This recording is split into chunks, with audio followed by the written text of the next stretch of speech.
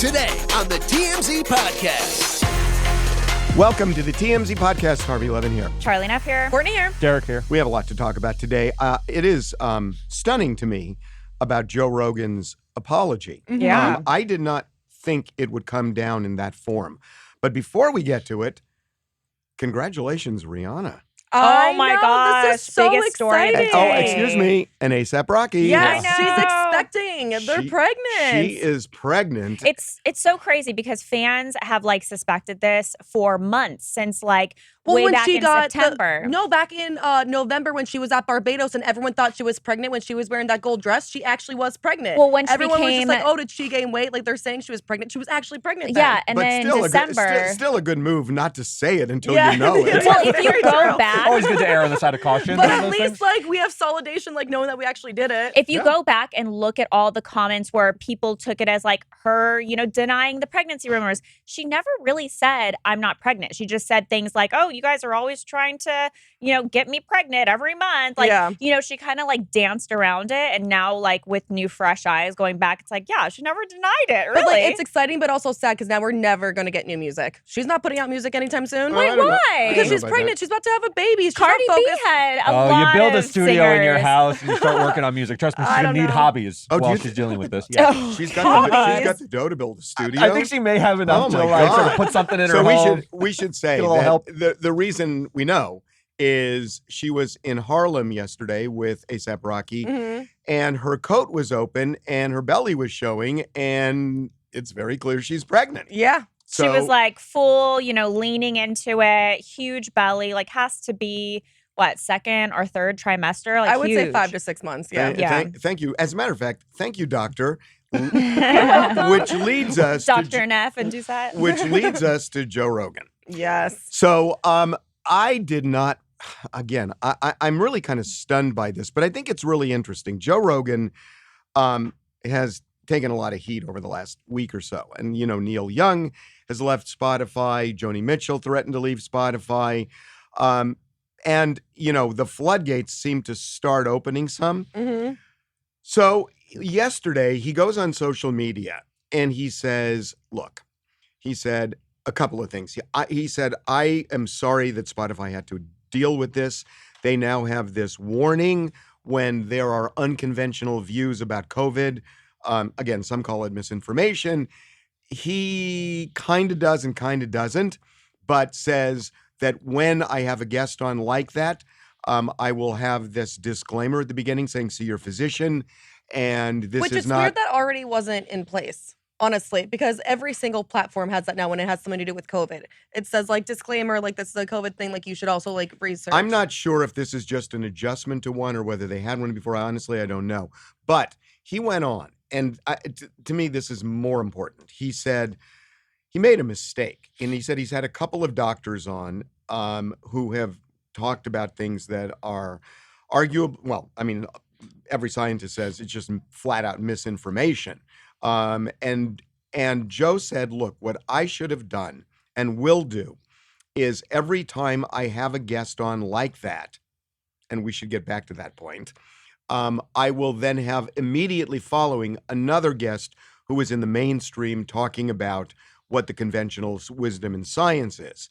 What's interesting about that is he's not backing off having unconventional guests on, and Sounds like he's trying to make it more balanced. Yeah, I mean, look, he said he defends himself a little bit. I mean, he does fall on the sword and say, I've had these controversial guests and I'm behind, and I do support the disclaimer. But what he says is, I've had Sanjay Gupta on. You never hear reports about me talking to Sanjay Gupta, and that's a person on the other side. Right. Now, I think what people are saying is when he had Gupta on, you feel him pressing him a little bit more, and he seems more receptive maybe to the more controversial opinions and the less mainstream opinions. And it sounds like he'll endeavor to change that. Maybe you'll hear a new Joe Rogan who's sort of openly asking questions or pressing on everyone. I'm not sure, and it will be less friendly audience. We'll have to see what this means going forward. But he says, I'm going to keep doing this. I like having conversations. I never expected to have this responsibility of dealing with such a large audience, and it sounds like he's maturing into it. I thought it was good, didn't you? Here's a little bit of what he said. I'm just a person who sits down and talks to people and has conversations with them. Do I get things wrong? Absolutely, I get things wrong, but I try to correct them. whenever I get something wrong, I try to correct it because I'm interested in telling the truth. I'm interested in finding out what the truth is. And I'm interested in having interesting conversations with people that have differing opinions. I'm not interested in only talking to people that have one perspective. That's one of the reasons why I had Sanjay Gupta on, Dr. Sanjay Gupta, who I respect very much, and I really enjoyed our conversation together. He has a different opinion than those men do. So, look, I mean, he's clearly saying he is going to have other people on with unconventional views. You know, it is really interesting because, you know, he's saying what was considered misinformation and things you shouldn't say early on in the pandemic is now more conventional. And not everything, but he's saying some of it. He was talking about cloth masks. He was talking about Whether you get reinfected? and whether you get reinfected, where the virus initially came from, whether it came in a lab. There were certain things. It all makes the science look shaky. That's why I think, you know, he has such a large audience because a lot of people have been questioning the quote unquote, you know, science that is untouchable. If you go back to the very beginning, it all like originally told 2 weeks we're only going to be, you know, in quarantine, and everything has been changing, and maybe Don't that wear is masks was a big Yeah. one that they point to, and Yeah, then but that changed, and it should be fluid. You know, the science changes over time. Well, absolutely. And here you have this disease. I mean, they call it novel for a reason, I think, because they didn't know where it would lead. And so, you know, people at the beginning of this pandemic in March of 2020, I think it's unfair to say scientists had it nailed. They were using their best evidence on how to proceed, and that changes over time. So I think it's really unfair to say, oh, you know, these scientists were wrong at the beginning. They were using the best information they had, and things evolved with the new but disease. even now things are changing. Like the CDC Right. said, like, oh, 5 days you only need one. But if you're a healthcare worker, Yeah. 3 days of no symptoms. Like, oh, it's well, just like, science isn't perfect. It it's all follows a over the winding place. path. Look, shouldn't we applaud this though? I have a question for all of you guys. What Joe is saying is, I want to have a balanced show, like you said. That's the message he's saying. I'm not going to back away from the controversial people, but I'm going to include more of the mainstream people. I agree with you. Isn't this good? I mean, I we agree. have definitely. too many people in their silos. You have the people who listen to nothing but conservative thinkers and people who listen to nothing but liberal. And he's saying, I'll just mash them all together. But I love this. Yeah. This is so good for Neil Young. I think Neil Young. Derek was even making fun of Neil Young, saying that Spotify would never do nothing. Joe Rogan is like the king of like Spotify. Neil Young is the one who started this, and he got Joe Rogan to step down and like apologize and like change like his platform. He lit a fire. Yes, no one thought that anything would happen from Neil Young saying, "I want my music off He of said he Spotify." loved Neil Young and Joni Mitchell too. You could tell there was a little bit of hurt that this is about him Well, from he two said artists he likes. I was a bodyguard once at one of his like concerts, and he was like, "I'm a huge Neil Young fan." and then So- Meghan Markle and Prince Harry said something too, Yes, right? like Neil Young started this and got Joe Rogan to be like, "Whoops, like I guess I might have to like change a little bit." Good I for think Neil he's Young. realizing how much responsibility he has. I mean, who would have Well, thought it's weird a year that he ago? didn't think that already, though. Like seeing his numbers, like he got paid what $300 million for Spotify. A lot of money. crazy. But You he gotta initially just wanted a podcast with his friends. Well, Yeah, but is what he that's says. that's what was so interesting that I mean, I think what Rogan did is responsible. I agree. I really do. And I also think, you know, he listened, and I think this is a credit to him that, you know, rather than just digging his heels in, he really listened. Which Yeah, most you could- people would do. They you would could just easily be stand firm and like reckless. not like. Yeah, I think what Not he did. grow. The other thing that just really struck me was, and I believe this too, he said, look, like you just said, Derek, I started this podcast and I thought I was going to talk to my friends. And I mean, Why all are of you a sudden he's talking got, like that? No, he does. because that's his Joe kind- Rogan. That's No, you're kind right. of the way it was like. And then all of a sudden, I've got these millions of people listening to me. I'm influencing them. I wasn't ready for this. Yeah. And I get that. I do too. He's growing into the responsibility. It's huge. I don't think he expected to have success on this scale, guys. He made it. No, I wanted his don't podcast think he to thought succeed, so but either. It's a lot, and he's managing it. Okay, I want to get into we have got a lot to talk about here. Tom Brady. Oh this gosh. this retirement thing with ESPN, I think is really interesting. So ESPN comes out on Saturday and says our sources tell us Tom Brady is retiring. In fact, they even made it just declarative, and they said Tom Brady is retiring. And coming from ESPN, you wouldn't question it. You assume they have like really good Brady sources. So all of a sudden, Brady's agent comes out and says no final decision has been made, and his dad comes out and says it's not true, The team. and Yeah. the team says we've never been notified. So so everybody's wondering, was the ESPN report right or wrong? There's something that I mean, ESPN knows its stuff. Yeah. Yeah. Now, that doesn't mean they can't be wrong. But one of the things that I flagged when I was listening to all of this is that Tom Brady apparently gets a bonus on February 4th, assuming he hasn't yet retired. So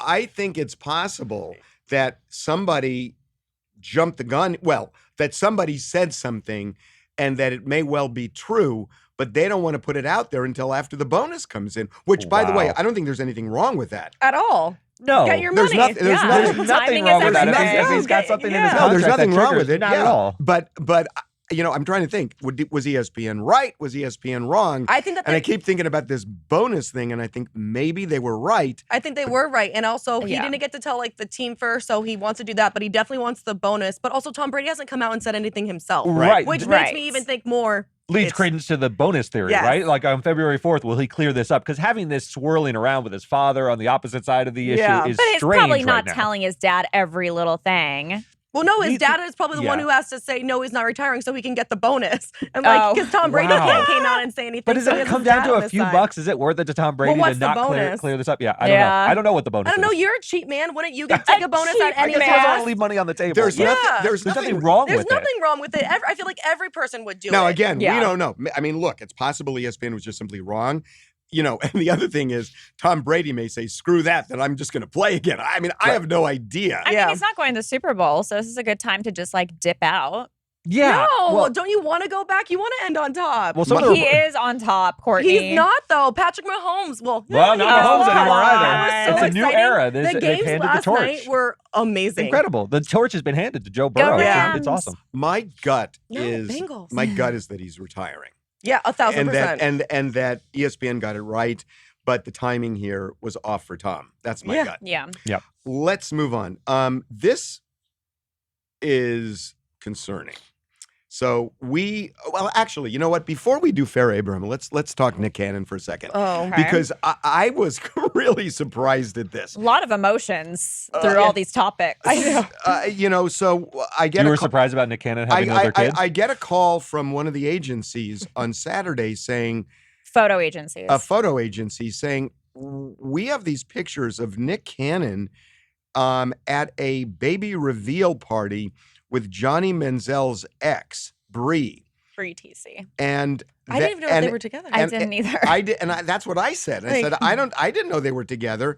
And they're saying, no, you need to look at these pictures. I mean, they're clearly hosting this thing. And sure enough, when you look at these pictures, He's holding her belly. he's I holding mean, her yeah. belly, he's kissing her. They are together, and that was their baby reveal. I mean, Congratulations. Yeah. I guess. Yeah. Is this his 9th kid? 7th kid?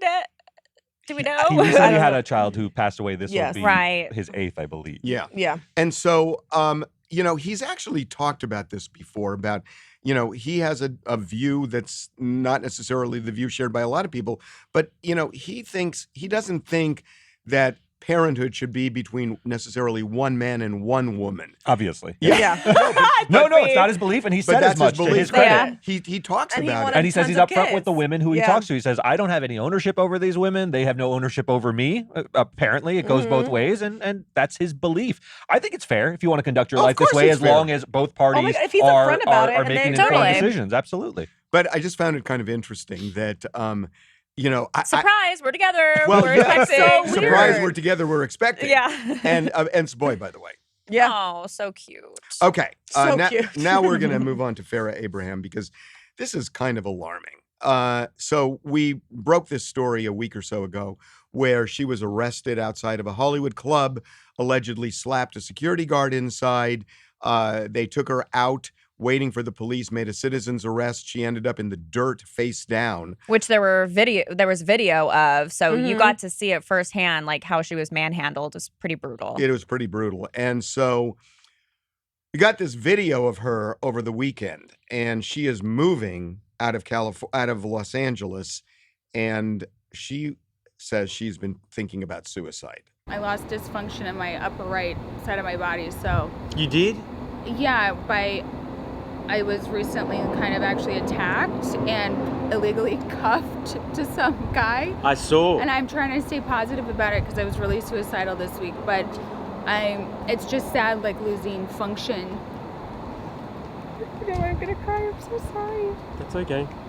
That's so Well, sad. she went on and on about this. I mean, it was just, sort of like sandwiched in the middle. And I was thinking of suicide this week. That is really alarming. And, and it's, when I heard this, I started to think, boy, things have changed so much that when people use that word now, it's something to really think about seriously. It always was, but I don't know that people did. But because of COVID and how many people have actually seriously thought of suicide. I mean, I keep going back to Jamie Raskin's book that I read, where he was talking about 1 in 4 young adults or young people have considered suicide in the last 30 days. Which Well, look is how many stories just- we've done recently of people taking their own lives. Yeah, the Like, Miss we've had USA girl. Miss Yeah, USA. Regina King's son. Also, like there was Yeah. another. Like there's been so many recently. It's terrible. It's also a good reminder. I mean, look, Farrah Abraham has been in the public spotlight for a long time. She's someone who, we've made jokes about in the past and things like that. But this is a human, and she's clearly hurting in some way. Regardless of what you think about Farrah Abraham and her sincerity, she's leaving. Yeah, She right. says, "I've lived in multiple places, and this has only happened in L.A." And she's crying. I mean, it's difficult to do. She's not an actress, and there's something sincere going on that you have to take a step back and remember. These are humans going through this. Even though we see these videos, they can be humorous in certain respects. This is serious, right? Yeah, Yeah, and definitely. this wasn't humorous. to Not me. at all. And she has a daughter too, which she's a single parent and has to be strong for her daughter. So I imagine, in addition to that, just having the public see you face down in the dirt with your hands in handcuffs, that's got to be so humiliating. And I can't imagine all the hate that she got And in she relation. also says she was hurt badly. I mean, she Mhm. says Yeah. that. Yeah, I mean, it's really sad. Okay, we are gonna bring this in for a landing with my favorite. Oh, It's Monday, everyone. It's gotta be a Bill Bill Maher. So Bill Maher wrap up. Survey says he did not disappoint on Friday night. He did not disappoint at all. you. Oh, he's great. He's great. This is a good one. He's really good. So, look, Bill Maher has been railing on the Democrats lately. And His people. And a lot of people think, oh, he's a Republican now, he's a right-winger. I think they got it wrong. I think what Bill Maher is doing, in fact, he's pretty much said it, is he's saying, get your act together to beat this authoritarian regime that's looming. And the irony of all of this, that Bill Maher, remember, he was fired from Politically Correct. Incorrect. Politically incorrect. He's never been the former. no. After getting pressure from people in the Bush administration. Now former people in the Bush administration are saying he should run for president. A few weeks ago, Fox News' Dana Perino, a former Bush press secretary, suggested that the Democrats should recruit me to run for president, which is kind of special because it means that in the space of 20 years, Bush press secretaries have gone from telling me I need to watch what I say. They need to watch what they say, watch what they do, and this is not a time for remarks like that. There never is. They've gone from that to wondering if I should run for president. It'll be interesting to see if Bill Maher is recruited to run for the presidency. Now, some people think this means I've changed. I assure you, I have not.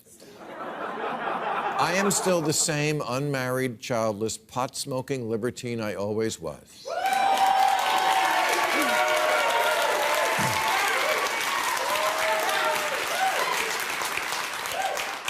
I have many flaws, but you can't accuse me of maturing.